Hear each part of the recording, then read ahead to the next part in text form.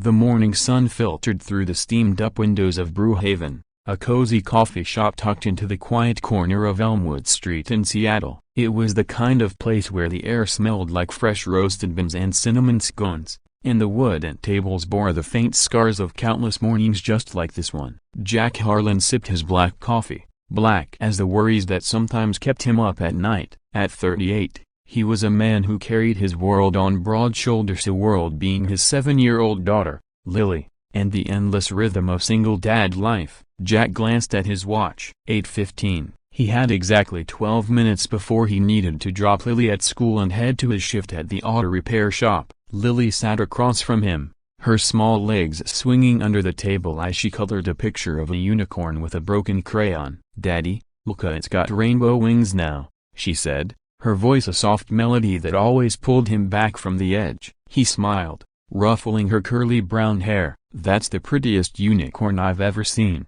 kiddo, almost as magical as you." But inside, Jack felt the familiar tug. Bills stacked on the kitchen counter at home, the car that needed fixing his own, not the customer's, and the quiet ache of missing someone to share these mornings with. It had been 2 years since his wife, Sarah, passed from that sudden illness, leaving him with a hole in his heart and a little girl who still asked for mommy in her sleep. The bell above the door jingled, pulling Jack from his thoughts. A woman stepped in, shaking rain from her umbrella. She was striking in a simple white dark hair tied back in a loose ponytail, wearing a navy coat that looked a bit too fancy for Elmwood Street. She approached the counter, her steps measured, like she was savoring the warmth after the drizzle outside. The barista, a harried young guy named Mike, was already swamped. "What can I get you?" Mike asked, not looking up as he frothed milk for another order. "A latte, please." "Almond milk,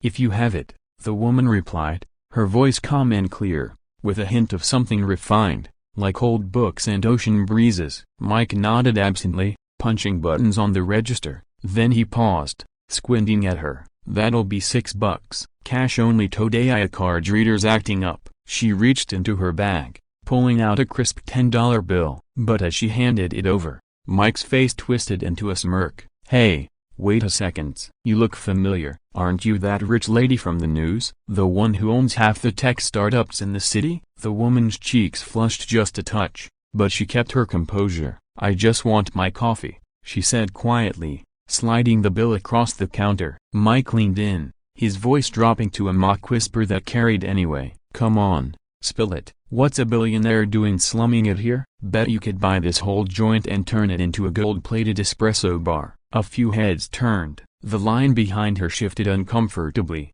Jack felt a prickle at the back of his neck. He'd seen that look before. "Yeah, the way people sized you up, made you small with their words." Lily glanced up from her coloring, her eyes wide. The woman Elena, though Jack didn't know her name yet, straightened her shoulders. "Please, just the change and the coffee." Mike chuckled, pocketing the bill without ringing it up. "Change? For you? Nah, consider it a donation to the little people." He turned away, grabbing a cup like the exchange was nothing. Jack's grip tightened on his mug. Something snapped inside him, quiet but firm, like a wire pulled too taut. He stood, his chair scraping softly against the floor. Lily looked up, curious. "Daddy?" "It's okay, sweetie, stay here a second." He walked to the counter, his work boots thudding gently on the worn planks. The shop fell into a hush, the hum of the espresso machine the only sound.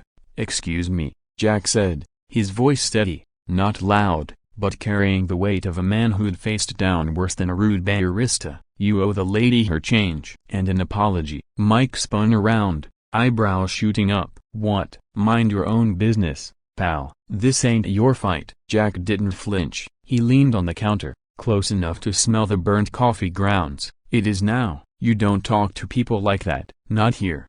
Not anywhere." His eyes held Mike's, calm as a still lake, but with depths that warned of storms beneath. The barista blinked, caught off guard. A murmur rippled through the shop, patrons nodding, one older woman whispering, "About time someone said something." Elena stood there, her green eyes flicking to Jack, surprise softening her features. Mike muttered under his breath, fished $4 from the till, and slapped them on the counter. "Fine, whatever. Here's your precious change. Your Highness. He slid the latte toward Elena, foam sloshing slightly. Jack straightened. And the apology? Mike's jaw clenched. Sorry, he grumbled, barely audible. Jack nodded once, then turned to Elena. Ma'am, you all right? She met his gaze, a small smile breaking through. I am now. Thank you. He tipped his head, feeling a warmth in his chest he hadn't expected. No trouble. Coffee's too good to let a bad mood ruin it. He returned to Lily,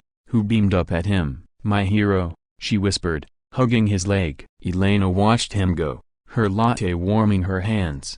She slipped the change into her pocket and found a seat by the window, stealing glances at the man and his daughter, Jack Harlan. She didn't know his name yet, but in that moment, something stirred at a quiet pull, like the first note of a song she'd been waiting to hear. Outside, the rain had eased to a mist, cloaking Seattle in a soft gray veil. Jack buckled Lily into her booster seat in the old blue pickup, the engine coughing to life like an old friend. School time, unicorn artist, he said, pulling out onto the slick street. As he drove, the morning replayed in his mind. Defending that woman, it felt good, like stretching muscles gone stiff. But life didn't pause for small victories. At the shop, his boss, Tom, was waiting with a stack of invoices. Harlan, that transmission on the Ford? Parts are delayed again. You're looking at overtime, unpaid. Jack nodded, wiping grease from his hands on the rag. Got it, Tom? I'll make it work. He always did. Lunch was a peanut butter sandwich in the break room,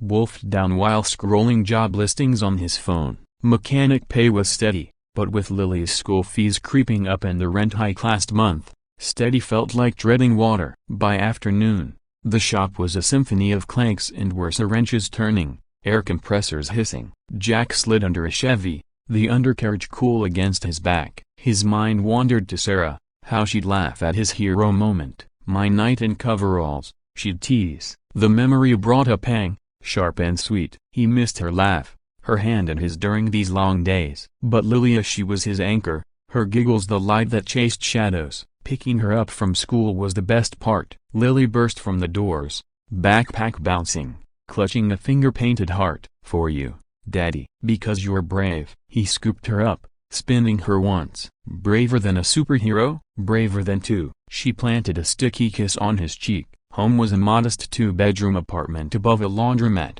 the kind where the hum of dryers lulled you to sleep. Jack made spaghetti that night, sauce simmering slow on the stove, filling the air with tomato and basil. Lily sat at the table, chattering about her recess tag, a new friend named Mia. As they ate, Jack's phone buzzed. A text from an unknown number. Thank you again for this morning. Coffee's on me next time. His fork paused midair. How had she gotten his number? Must have asked around the shop. A small town habits died hard in Seattle's neighborhoods. He typed back, no need, glad I could help. Enjoy the latte. Her reply came quick. It was the best part of my day. What's your go-to order? He chuckled, surprised. Black, strong, keeps the engines running. Lily peered over. Who's that, Daddy? Just a friend from the coffee shop. He ruffled her hair, but inside, a flicker of curiosity warmed him. It had been so long since anyone noticed him beyond past the wrench. The next morning dawned clearer, sun breaking through clouds like a promise. Jack and Lily walked to Brewhaven again. A routine was his compass. Mike was behind the counter, head down, avoiding eyes. Jack ordered his black coffee, paid extra for Lily's hot chocolate, and scanned the room. No sign of the woman. But as they settled at their table, the bell jingled. There she was, same navy coat, but today with a scarf the color of autumn leaves. Elena vowed though to Jack, she was still just the lady from yesterday. She spotted him immediately, her smile tentative, like sunlight on water. Mind if I join you? She asked, holding two to-go cups. Jack blinked, then nodded. Sure. Lily, this is Elena, she said, sliding into the chair. And you must be the unicorn artist. Lily giggled, showing off her latest drawing. It's a dragon now, with wings. Elena leaned in, genuinely enchanted. Oh, I see the fire breath. Very fierce. I'm a terrible artist, but I love stories. What's this dragon's name? As Lily launched into a tale of Sir Sparkles the Brave, Jack watched Elena. Up close, she was even more striking. A faint laugh lines around her eyes, a poise that spoke of quiet confidence. No wedding ring, he noted absently. Not that it mattered. They talked easily, the conversation flowing like the coffee steaming between them. She asked about his work. Sounds like you keep the city moving, one car at a time. He asked about hers, vague at first. Oh, a bit of this and that. Investments, mostly. Keeps me traveling. Lily yawned, signaling time. Jack gathered their things. Well, Elena, thanks for the company. Rain check on the next coffee? Her eyes held his. A spark there. I'd like that. A lot. He walked out into the crisp air, Lily's hand in his, but his thoughts lingered. Who was she, really? And why did talking to her feel like coming home? Days blurred into a gentle rhythm. Elena became a fixture at Brewhaven mornings when their paths crossed. She joined them, her laughter mingling with Lily's. Jack learned snippets. She loved old jazz records, hated crowds, had a soft spot for rescue dogs. She never mentioned money, and he never pried. To him, she was Elena, the woman who listened when he talked about Lily's first lost tooth or the time the truck broke down on I-5. But tension simmered beneath the surface, subtle as gathering clouds. Jack's world was Smilla work, Lily, the apartment's leaky faucet he couldn't afford to fix. Elena's was vast,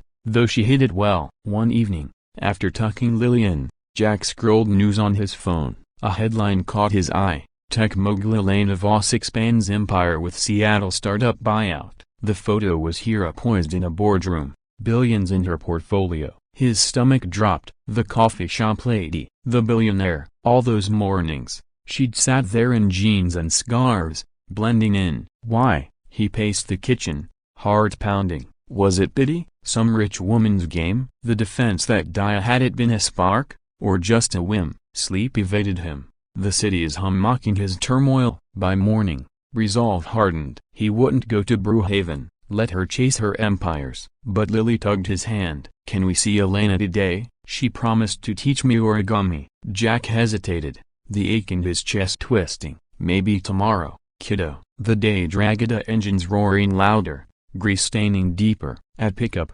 Lily's face fell. No coffee shop, not today. But as dusk fell, his phone buzzed. Elena, missed you this morning. Everything okay? He stared at the screen, fingers hovering. Saw the news. Didn't know I was defending a billionaire. Her reply took minutes, agonizing. I should have told you. It's not who I am there. With you, it's real. Can we talk? Against his better judgment, he agreed. They met at a park bench overlooking the Sound, waves lapping gentle against the shore. Lily played nearby on the swings, her laughter a distant anchor. Elena arrived. No coat this time, just a sweater, hands clasped tight. Jack, I'm sorry. I grew up middle class, bootstrapped my way up. But the spotlight, it chases you. At the coffee shop, I just wanted normal. Then you saw me, not the headlines. He crossed his arms, the breeze cool on his skin. Felt like a fool. Here I am, scraping by, thinking we're equals. What do you want from this? A story? Charity? Her eyes welled, voice breaking soft. From that first moment, when you stood up and not for show, but because it's who you are. Kind, steady. I've built walls of deals and dollars, but no one's defended me like that. Not since I was a kid. She reached out, tentative. I want mornings with you and Lily. Real ones. If you'll let me. The words hung, heavy with vulnerability. Jack searched her fascia. The woman who'd folded paper cranes with his daughter, who'd listened to his fears without judgment. Not a mogul, but Elena. Human. Wanting him, as he was starting to want her. He exhaled, the tension uncoiling like a spring. It's scary. My world's small. Yours. It's everything. She smiled through tears, squeezing his hand. Then let's build something in between. Start with coffee. No empires, just us. Weeks turned to months, slow as the turning leaves. Elena stepped back from the glare, delegating deals, trading boardrooms for park picnics. Jack fixed her sleek hybrid, hand steady, heart opening. Lily called her Auntie E, origami dragons fluttering from fridge to dashboard. One rainy evening, as thunder rumbled distant, they sat on Jack's couch. Lily asleep upstairs, a jazz record spinning low. Elena leaned against him, her head on his shoulder. I never thought defending a latte would lead here, he murmured. She laughed, soft. And I never thought a rude barista would gift me a family. He kissed her forehead, the world outside fading. In the quiet, he found peace not in fortunes, but in the simple bravery of connection. And so, in the heart of Seattle's drizzle, Jack Harlan learned that true wealth wasn't in banks, but in the ones who stand by you. When kindness calls, answer it. You never know whose heart you're saving, maybe your own.